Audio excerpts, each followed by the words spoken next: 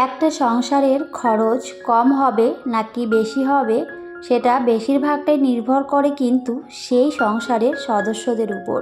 Hello everyone, আসসালামু আলাইকুম। কেমন আছেন সবাই? আই হোপ সবাই খুব ভালো আছেন আর সুস্থ আছেন। আমরাও আলহামদুলিল্লাহ খুব ভালো আছি। আমার নতুন একটি ভিডিওতে সবাইকে ওয়েলকাম করছি। আশা করছি আজকের এই ভিডিওটি সবার কাছে অনেক বেশি ভালো লাগবে। ভিডিওটি ভালো লাগলে শেষ হওয়া পর্যন্ত সাথেই থাকার অনুরোধ রইল। প্রতিদিনের মতো আজকেও চলে এসেছি একটা ছোট্ট ভিডিও নিয়ে। আশা করছি আজকের এই ভিডিওটিও সবার কাছে অনেক বেশি ভালো লাগবে। রাত্রে কিছু বাসন মেজে রেখেছিলাম, তো সেগুলি কিন্তু এখন সুন্দর করে আগে গুছিয়ে নিচ্ছি। রাত্রে কিছু কাজ করে রাখলে দেখবেন সকালবেলাটা অনেকটাই সুবিধা হয়। সকালবেলা কিন্তু আমাদের কাজের চাপটা অনেকটাই বেশি থাকে, তো রাত্রেবেলা যদি আমরা কিছুটা কাজ এগিয়ে রাখি তাহলে কিন্তু সকালে খুব একটা ঝামেলা হয় না, আর অবশ্যই সময় মতো কিন্তু কাজগুলো কমপ্লিট হয়ে যায়। একটা সংসারের বেশিরভাগটাই নির্ভর করে কিন্তু সেই সংসারের মানুষদের উপর। আমরা চাইলে কিন্তু একটা সংসারের অনেক খরচ বাড়াতে পারি, আবার আমরাই কিন্তু পারি একটা সংসারের খরচ কমিয়ে সংসারকে অনেকটাই উন্নততর করতে। আসলে আমরা যদি সব সময় হিসেব করি, সমস্ত কিছু করার চেষ্টা করি, তাহলে কিন্তু একটা সংসারে আমরা অনেক বেশি উন্নতি করতে পারি। যার যেমন আয় সে অনুযায়ী যদি আমরা আয় বুঝে ব্যয় করি, তাহলে কিন্তু একটা সংসারে খুবই অল্প টাকায় আমরা সংসারটা চালাতে পারি।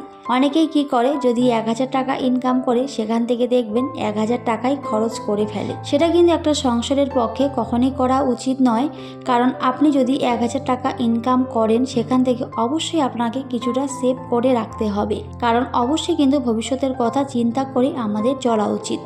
আজকে হয়তো অনেক ভালো আছি, কিন্তু বলা যায় না কার কখন কি হবে, তো অবশ্যই কিন্তু সেই দিকটা ভেবে আমাদের অল্প অল্প করে টাকা সেভ করে রাখা উচিত। 1000 টাকা ইনকাম করেছি বলে যে আমাকে সম্পূর্ণটাই সেখানে শেষ করে দিতে হবে সেটা কিন্তু একেবারেই নয়।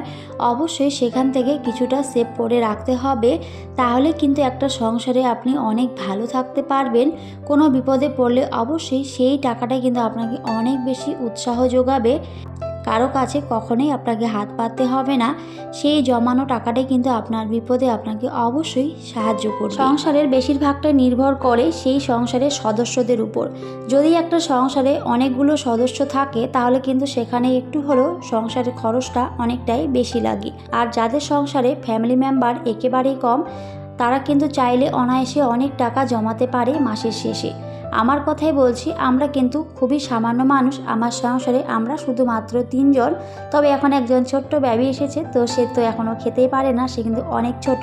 তবে আমরা 4 জনের ফ্যামিলি, তো 4 জনে বলতে এখন একজন অনেক ছোট, তো ওকে না হয় নাইবা ধরলাম। তো আমরা 3 জন, তো 3 জনের আমাদের খুব একটা খরচ কিন্তু লাগে না, খুবই সামান্য খরচ হলেই কিন্তু আমাদের হয়ে যায়।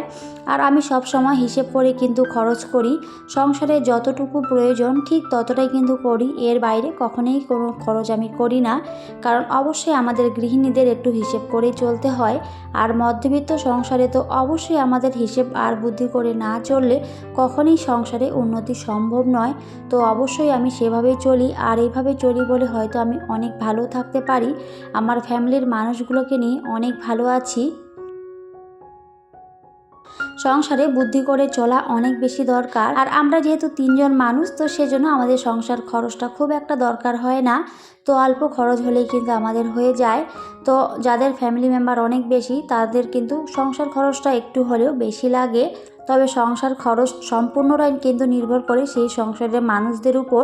আমরা যদি বেশি বেশি করে জিনিসপত্র কিনি, বেশি বেশি করে খরচ করি, তাহলে তো অবশ্যই আমাদের সংসারে কখনোই উন্নতি হবে না, আর সংসারের খরচটাও আমাদের অনেক বেশি লেগে যাবে। তো অবশ্যই কিন্তু যতটুকু প্রয়োজন ঠিক ততটাই আমাদের কেনা উচিত।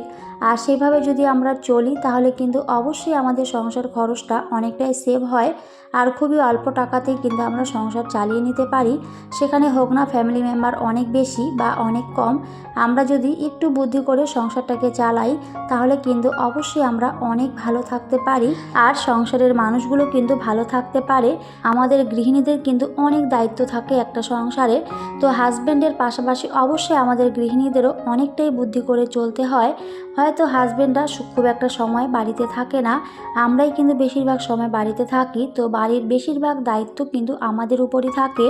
তো কোন জিনিসটা কোথায় কতটুকু দরকার হবে, কি করলে কোথায় সেভ হবে, সেগুলো কিন্তু আমরা গৃহিণীরা অনেক ভালো জানি। তো আমরা যদি হিসেব করে চলি বা বুদ্ধি করে চলি তাহলে কিন্তু অবশ্যই আমরা সেভ করে রাখতে পারি। আর এইভাবে চললে দেখবেন একটা সংসারে অনেক বেশি আয় উন্নতি আসে। সেখানে সংসারের ফ্যামিলি মেম্বার যতই বেশি হোক না কেন, বুদ্ধি আর হিসেব করে চললে কিন্তু সেখানেও আমরা অবশ্যই টাকা সেভ করতে পারি। আর অবশ্যই অল্প টাকাতে আমরা সংসারটাকে চালিয়ে নিতে পারি। তো এভাবে কিন্তু বুদ্ধি করে চললে সবাই অনেক বেশি ভালো থাকতে পারে, নিজের ফ্যামিলির মানুষগুলোকে নিয়ে অনেক হ্যাপি থাকতে পারে।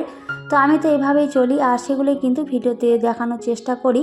আর আপনারা সবাই ভালোবেসে আমার ভিডিওগুলো দেখেন আর অনেক সুন্দর সুন্দর কমেন্ট করেন। তো সবাইকে অনেক অনেক ধন্যবাদ আর ভালোবাসা। এভাবেই ভালোবাসা দিয়ে আমাকে আগলে রাখবেন, এর থেকে বেশি আর কিছুই চাই না। তো যাই হোক, আমি কিন্তু সবার প্রথমে ডাইনিং টেবিলটা সুন্দর করে পরিষ্কার করে নিয়েছিলাম। আর সকালবেলা যদি এই কাজগুলো করা যায় তাহলে কিন্তু ঘরটা দেখতে বেশ ভালোই লাগে। আর আমার সবার আগে কিন্তু ডাইনিং টেবিলটাই, তো সেজন্য সেটা যদি নোংরা এলোমেলো থাকে আমার কাছে একেবারেই ভালো লাগে না। তো সেটা কিন্তু আমি সুন্দর করে পরিষ্কার করে নিয়েছি। আর আজকে কিন্তু পাবদা মাছ নিয়ে এসেছিল আর এই মাছটা অনেক ভালো লাগে খেতে। খুব একটা কাটা কিন্তু এই মাছে নেই, তো সেজন্য আমার আবির অনেক বেশি পছন্দ করে, তো সেই জন্যই কিন্তু নিয়ে এসেছে। তো পাবদা মাছের একটু পাতলা করে ঝোল করে নেব আর তার সাথে একটু পটল ভাজা করে নেব। আর কিছুটা পটল আলু তো সেগুলো কেটে রেখেছিলাম, তো সেগুলো ডাল দিয়ে পরে চচ্চড়ি করে নিয়েছিলাম। তো খুবই সিম্পল আমার রান্না বাড়া, খুব একটা আমি রান্না করি না। আর এই যে যদি আমরা বেশি বেশি করে রান্না করি সেখান থেকে কিন্তু আমাদের সংসারের খরচটা অনেকটাই লেগে যায়। তো আমরা যদি হিসেব মতো করে চলি, হিসেব মতো অল্প রান্না করি, কারণ প্রত্যেকটা দিন তো অবশ্যই রান্না করতেই হয়, তো বেশি বেশি রান্না করার কোনো মানেই হয় না। আমরা যদি অল্প করেই রান্না করি প্রতিদিন তাহলে কিন্তু সেখান থেকেও অবশ্যই আমরা টাকা সেভ করে রাখতে পারি।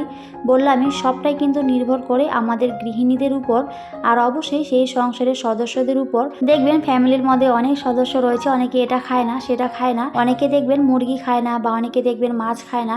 তো সেগুলো সংসারে কিন্তু অবশ্যই বিভিন্ন জিনিস আনতে হয়, হয়তো কারোর জন্য মাছ, কারোর জন্য চিকেন, তো এরকম করে কিন্তু আনতে হয়। আর এভাবে কিন্তু একটা সংসারের খরচটা অনেকটাই লেগে যায়। আমার মতে অবশ্যই যে কোনো একটা বা দুটো রান্না করা উচিত একটা সংসারে প্রতিদিন, কারণ যেহেতু রান্নাটা প্রত্যেকটা দিনই করতে হয়, তো সেজন্য বেশি রান্না করার কোনো মানেই হয় না। একটা বা দুটো রান্না করলে কিন্তু হয়ে যায়। তবে অনেকে রয়েছে অনেক বেশি বেশি করে রান্না করে আর এইভাবেও কিন্তু অনেক টাকাও খরচ হয়।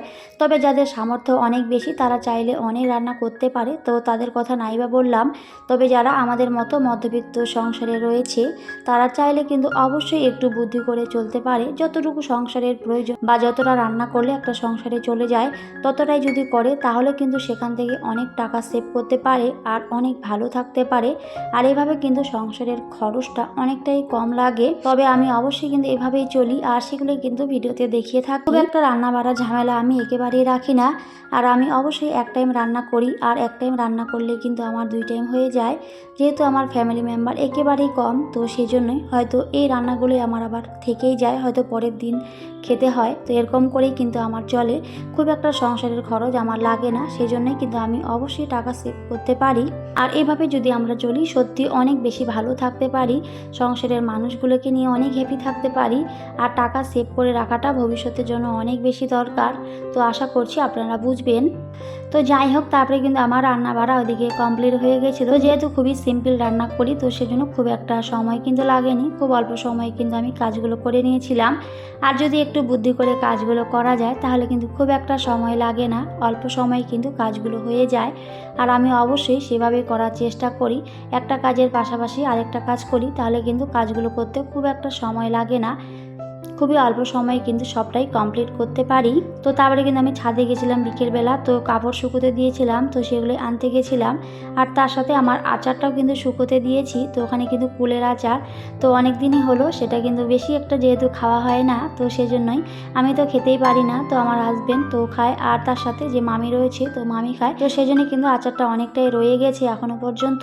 তো সেটা একটু শুকোতে দিয়েছিলাম, আসলে যদি রোদ্রে না দিই তাহলে কিন্তু আবার নষ্ট হয়ে যেতে পারে, তো সেজন্য একটু রোদ্রে দিয়েছিলাম। আর তারপরে চলে গেছি একেবারেই সন্ধ্যার দিকে। তো সন্ধ্যার দিকে একটু ম্যাগি বানিয়ে নিচ্ছিলাম। তো অনেক দিনই হলো ম্যাগিগুলো এনেছে, তো 3টা প্যাকেট এনেছে, আর যদি আমি না বানাই তাহলে হয়তো আবার সেগুলো নষ্ট হয়ে যেতে পারে। তো সেই জন্য ভাবলাম আজকে একটু বানিয়ে দিই। তো আবিরের বাবা অনেক দিন থেকে বলছে যে খাবে, তো আমি কিন্তু বানিয়ে দিচ্ছিলাম না, যেহেতু অনেকটাই ব্যস্ততার মধ্যে থাকি ছোটো বাচ্চাটাকে নিয়ে, তো সেই জন্যই। তো আজকে যাই হোক সেগুলো কিন্তু একটু বানিয়ে দিচ্ছিলাম। আর এই ম্যাগিটা আমার আবির অনেক বেশি পছন্দ করে। তবে আজকে কিন্তু অনেকগুলোই বানিয়েছি, কারণ বাড়ি থেকে মা, তারপরে আমার ভাস্তি, তো ওরা কিন্তু এসেছিলো, তো সবার জন্যই কিন্তু আমি এটা বানিয়েছিলাম। তো সেজন্য পুরো প্যাকেট কিন্তু বানিয়ে নিয়েছি। তো আমি কিন্তু তারপরে ম্যাগিটা ওদিকে অফ ক্যামেরায় বানিয়ে নিয়েছিলাম, আর শুধু অল্পটুকুই শুধু দেখিয়েছি।